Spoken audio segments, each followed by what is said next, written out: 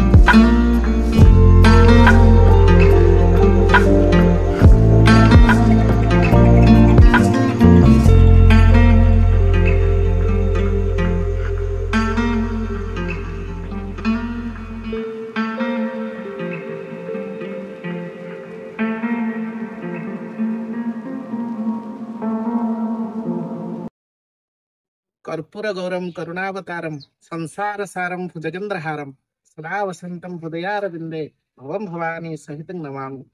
मोर ना हूँ विचित्र कुमार पंडा। आम ये मौला भंजा शैव पीठ श्री श्री सिद्धेश्वर बुद्धेश्वर महादेव ये प्रांगण आम यार से ଆପଣଙ୍କୁ ମୋର ପ୍ରଥମ ପ୍ରଶ୍ନ ରହିଲା କି ଏ ମନ୍ଦିର କେବେ କ'ଣ ପ୍ରତିଷ୍ଠା ହେଇଥିଲା ସେ ବିଷୟରେ କିଛି ଜଣେଇବେ। ଆମର ବାପା ଅମଳରୁ ମନ୍ଦିର ଅଛନ୍ତି, ଆବହମାନ କାଳରୁ କେବେଠାରୁ ମନ୍ଦିର ଅଛନ୍ତି ତାର ସଠିକ ବିବରଣୀ ଆମ ପାଖରେ ନାହିଁ। ତଥାପି ଇଏ ବହୁତ ପ୍ରାଚୀନ, କାହିଁକି ନା ଆମର ଏ ସମସ୍ତ ଅଞ୍ଚଳ ଭିତରେ ଇଏ ମହାଦେବ ସବୁଠୁ ଗାଡୁଆ ହେଇକିରି ଅଛନ୍ତି, ବହୁତ ଭିତରେ ଅଛନ୍ତି ଠାକୁରମାନେ। ତେଣୁକରି ଇଏ ବହୁତ ପ୍ରାଚୀନ ବୋଲି ଅନୁଭବ ଅଛି। ମନ୍ଦିର ପଛରେ ଯାହା ପୂର୍ବ କାହାଣୀ ଅଛି ଟିକେ ସେ ବିଷୟରେ ବି ଆମକୁ କିଛି ଜଣେଇବେ। ଦେଖନ୍ତୁ, ଆମେ ଯାହା ଛୁଟି ଭାବରେ ଶୁଣିଛୁ ଆମର ପୂର୍ବଜଙ୍କ ମାନଙ୍କ ଠାରୁ, ଆମ ବାପା ଅଜା ଯାହାଠାରୁ ଆମେ ଯାହା ଶୁଣିଛୁ ଠାକୁରଜୀଙ୍କ ବିଷୟରେ, ଏଠି ପ୍ରଥମେ ଗୋଟେ ଭଇଁଚି କୋଳିର ବଣ ଥିଲା। ଏ ଚାରିପାଖ ଯାକ ବଣ ଥିଲା, ଭଇଁଚି କୋଳି ବଣ ଥିଲା। ସେଇ ବଣ ଭିତରେ ଜମିଦାରଙ୍କ ଗାଈ ମାନେ ସବୁ ଆସନ୍ତି। ସେ ଗୋଟେ ଗାଈ ସ୍ୱତନ୍ତ୍ର ଭାବରେ ଆସି ଗୋଟିଏ ପର୍ଟିକୁଲାର ସ୍ଥାନରେ ସେ କ୍ଷୀରସ୍ରାବ ମନକୁ ମନ କରନ୍ତି। ତ ୟାକୁ ଗୋପାଳ ଦେଖିକି ଭାବିଲେ ଯେ ଏଠି କ୍ଷୀରସ୍ରାବ କୋଉଠି କରୁଛି, କାହିଁକି ଗାଈର ପହ୍ନାରୁ କ୍ଷୀର ବାହାରୁନି। ତେଣୁ ସେ ଅନୁସନ୍ଧାନ କରିଥିଲେ, ଆସିଲେ ଏଇ ସ୍ଥାନରେ ଗୋଟେ ପର୍ଟିକୁଲାର ସ୍ଥାନରେ ସବୁବେଳେ ପାଇଁ ଗାଈଟି କ୍ଷୀର ଦଉଥିଲା। ତେଣୁ ଜମିଦାରଙ୍କ ଆଜ୍ଞା ରହିଲା, ସେଇ ସ୍ଥାନକୁ ସେମାନେ ଖନନ କରିବାକୁ ଲାଗିଲେ।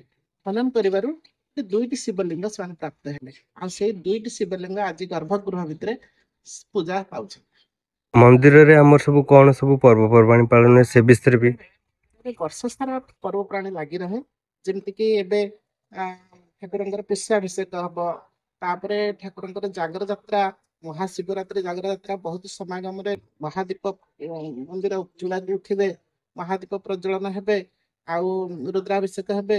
ତାପରେ କାର୍ତ୍ତିକ ପୂର୍ଣ୍ଣିମାରେ ପ୍ରବଳ ଭିଡ଼, କାର୍ତ୍ତିକ ମାସ ସାରା ହବିଷ୍ୟାଳୀ ମାନେ ଏଠି ଆସି ତାଙ୍କର ନିତ୍ୟକର୍ମ ସବୁ କରିଥାନ୍ତି। ଠାକୁରଙ୍କ ସେବା ପୂଜା ସବୁ ସୁନ୍ଦର ଭାବରେ ଚାଲେ। ଆଉ ସବୁ ଏମିତି ବର୍ଷ ସାରା ବିଭିନ୍ନ ପ୍ରକାର କାର୍ଯ୍ୟକ୍ରମ ସବୁ ଲାଗି ରହିଥାଏ। ବିଶେଷ କରି ଆମର ହରିହର ଭେଟ ତ୍ରିବେଣୀ ଅମାବାସ୍ୟା ଦିନ ହରିହର ଭେଟ ଏଇ ସ୍ଥାନରେ କରାଯାଏ। ଆମର 4ଟି ଗାଁରୁ 4ଟି ଦୋଳ ବିମାନ ସୁସଜ୍ଜିତ ହୋଇ ବାଣ ରୋଷଣୀରେ ଠାକୁର ମାନେ ଆସନ୍ତି। ମହାଦେବଙ୍କ ସାମ୍ନାରେ ସେମାନେ ଉପବେଶନ କରି ମହାଦେବଙ୍କୁ ଚାହିଁଥାନ୍ତି। ଆଉ ତାଙ୍କ ପାଇଁ ପିଠାପଣା ଭୋଗରାଗ ସବୁ ହୁଏ। ଆଉ ସେଇଦିନ ଠାକୁର ପାଖରେ ଯୋଉ ଗୋବରୀ ନଦୀ ଅଛି, ଗୋବରୀ ନଦୀର ଜଳରେ ସେଦିନ ଠାକୁରଙ୍କର ସ୍ନାନ ହୋଇଥାଏ। ଆଉ ବିଭିନ୍ନ ପ୍ରକାର ପିଠା ମିଠା ସବୁ ଭୋଗ ହୁଏ। ଉଖୁଡା ଫଳ ସବୁ ଭୋଗ ହୁଏ ଠାକୁରଙ୍କୁ। ଆଉ ଚାରି ଠାକୁର ମାନେ ଯିଏ ଆସିଥାନ୍ତି ସେମାନେ ପ୍ରସାଦ ପାଇ ସେମାନେ ସ୍ୱସ୍ଥାନକୁ ଯାଇଥାନ୍ତି। ଏ ତ୍ରିବେଣୀ ଅମାବାସ୍ୟା ଦିନ ଆମର ଏଠି ହୋଇଥାଏ। ଆଜ୍ଞା, ଏ ମନ୍ଦିରର ଯୋଉ ଲିଙ୍ଗ ରହିଲେ ଭଗବାନଙ୍କର, ସେ ତ ପାତାଳପୁର ମହାଦେବ ନା, ତାଙ୍କ ବିଷୟରେ ପୁରୁଣା କାହାଣୀ କିଛି ଯାହା ଜାଣିଥିବେ ଆଜ୍ଞା କହିବେ। ନିଶ୍ଚୟ, ଏଇ ହିଁ ଆମର ଚମତ୍କାରିତା। ଏ ମନ୍ଦିର ଗର୍ଭଗୃହରେ ବର୍ଷ ସାରା ଜଳ ଲାଗି ରହନ୍ତି। ଆପଣ ମାନେ ଦେଖିବେ ଏ ଅଞ୍ଚଳରେ ନଦୀ ଅଛି, ପୁଷ୍କରିଣୀ ଅଛି, ଆଉ ଚାରିପାଖ ଯାକ ବିଭିନ୍ନ ପ୍ରକାର ସରୋବର ମାନ ଥାଇ ବୈଶାଖ ଜ୍ୟେଷ୍ଠ ମାସକୁ ସବୁ ନଦୀ ସରୋବର ସବୁ ଶୁଷ୍କ ହୋଇଥିବା ସ୍ଥଳରେ ଏଠି ଆମ ମହାଦେବଙ୍କ ପାଖରେ ମହାଦେବଙ୍କୁ ଲାଗିକିରି ପାଣି ବର୍ଷ ସାରା ଲାଗିଥାଏ। ତେଣୁକରି ଇଏ ଚମତ୍କାରିତା, ଇଏ ଅଲୌକିକତା। ଆମ ଠାକୁରଜୀଙ୍କର ବର୍ଷ ସାରା ଜଳ ଗୋଟେ ସମାନ ପତନରେ ବର୍ଷ ସାରା ଲାଗିକିରି ଥାନ୍ତି। ସେ ଜଳ କେବେ ତଳକୁ ଯାଆନ୍ତିନି ବା ଶୁଷ୍କ ହୁଅନ୍ତି। ଭଗବାନଙ୍କ ମହିମା ବିଷୟରେ ବି ଟିକେ ଆମକୁ ଜଣେଇଦେବେ। ଯେହେତୁ ଇଏ ସ୍ୱତନ୍ତ୍ର ଠାକୁର, ସବୁ ଠାକୁର ମାନେ ପୂର୍ବ ଦିଗକୁ ମୁଖ କରିଥାନ୍ତି। ଆଜ୍ଞା, କିନ୍ତୁ ଆମର ଯୋଉ ସିଦ୍ଧେଶ୍ୱର ମହାଦେବ, ଆମର ଯୋଉ ମୌଳା ଭଣଜା ମହାଦେବ ଅଛନ୍ତି, ଇଏ ବଙ୍ଗଦା ନାଗା ଜଗତସିଂହପୁର, ଇଏ ମହାଦେବ ଆମର ସର୍ବଦା ପଶ୍ଚିମକୁ ମୁଖ କରିଥାନ୍ତି। ଆଉ ଆମେ ସେବକ ମାନେ ଉତ୍ତରକୁ ମୁଖ କରି ଠାକୁରଙ୍କ ସେବା ପୂଜା କରିଥାଉ। ଇଏ ହଉଛି ଆର ବିଶେଷତ୍ୱ। ଆଉ ବିଶେଷ କରି ଠାକୁରଙ୍କର ଅପୁତ୍ରିକ ମାନେ ଏଠି ଠାକୁରଙ୍କ ମାଧ୍ୟମରେ ପୁତ୍ର ସନ୍ତାନ ବା ସନ୍ତାନ ପ୍ରାପ୍ତି ହୋଇଥାନ୍ତି। ଆଉ ବିଭିନ୍ନ ପ୍ରକାର ପ୍ରାଶ୍ଚିତ କର୍ମ ମଧ୍ୟ ଏଇଠି କରା। ଯୋଉ ଦିଟା ଶିବଲିଙ୍ଗ ଅଛି ତାଙ୍କର ବି କିଛି ନାଁ ରହିଥିବ, ତ ସେ ବିଷୟରେ କିଛି କହିବେ। ଜଣେ ହଉଛନ୍ତି ସିଦ୍ଧେଶ୍ୱର, ଆଜ୍ଞା, ଆଉ ଜଣେ ହଉଛି ବୁଦ୍ଧେଶ୍ୱର। ସେଇ ସିଦ୍ଧେଶ୍ୱର ବୁଦ୍ଧେଶ୍ୱରାଧ୍ୟାୟ କହିକିରି ଆମେ ଜଳ ଲାଗି କରିଥାଉ। ଦୁଇ ଶିବଲିଙ୍ଗ ଯେହେତୁ ଅଛନ୍ତି, ଆଉ ମୂଳତଃ ତାଙ୍କୁ ଆଞ୍ଚଳିକ ଭାଷାରେ ମଉଳା ଭଣଜା ବୋଲି କୁହାଯାଏ। ଏମିତିକି ଆଞ୍ଚଳିକ କଥାରେ ମାମୁଁ ଭଣଜା ବୋଲି ତାଙ୍କୁ ଲୋକମାନେ କହିଥାନ୍ତି। କିନ୍ତୁ ଆମର ବିଜୟସ୍ଥଳୀ ସିଦ୍ଧେଶ୍ୱର ବିଜୟସ୍ଥଳୀ ବୋଲି ଆମର ରେକର୍ଡ ପତ୍ର ରହିଛି। ଆଉ ସିଦ୍ଧେଶ୍ୱର ବୁଦ୍ଧେଶ୍ୱର ଦୁଇ ମହାଦେବ ଆମର ସେବା ପାଆନ୍ତି। ମନ୍ଦିର କେବେ କଣ ପ୍ରତିଷ୍ଠା ହେଇଥିଲା ସେ ବିଷୟରେ ବି ଟିକେ ଜଣାଇବେ। କହିଲେ ଆମେ ତ ଆମ ପିଲାବେଳୁ ଆମେ ଦେଖି ଆସୁଛୁ, ଗୋଟିଏ ଇଟାର ମନ୍ଦିର ଥିଲା। ସେ ଆଜ୍ଞା, ଇଟା ମନ୍ଦିର ବହୁତ ଦିନ ଧରି ରହିଲା। ଆମ ପିଲାବେଳେ ଆମେ ଦେଖିଛୁ ତାର ମୁଖଶାଳା ଯୋଉ ଥିଲା ଏପଟେ, ସେ ମୁଖଶାଳାଟି ମନୁ ମନୁ ଭାଙ୍ଗିଗଲା। ଯୋଉ ଭାଙ୍ଗିଗଲା, ତାପରେ ଆମର ଇଏ ପାଞ୍ଚପଡାର ଗ୍ରାମବାସୀ ମାନେ ମିଶିକିରି ସେମାନେ ପଇସା କଲେକ୍ସନ କରି ଗୋଟେ ମୁଖଶାଳା ପ୍ରସ୍ତୁତ କଲେ। ସେ ମୁଖଶାଳାଟା ହୁଏତ 1984 ମସିହାରେ ହେଇଥିଲା, କିନ୍ତୁ ମୁଖ୍ୟ ମନ୍ଦିର ବହୁତ ଦିନରୁ ଅଛନ୍ତି, ଯୋଉଟା କି ଆମେ କହିପାରିବୁନି। ଆଜ୍ଞା।